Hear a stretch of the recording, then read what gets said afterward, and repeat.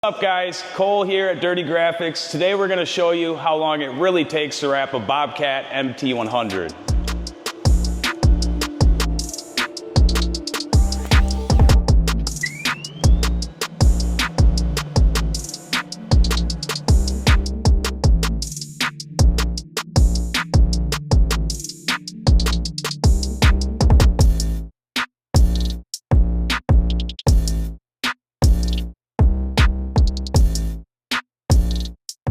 This is the part where two people come in handy.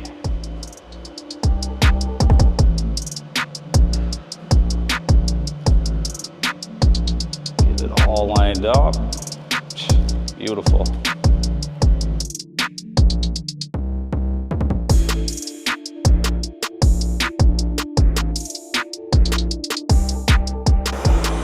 That's it, it's done.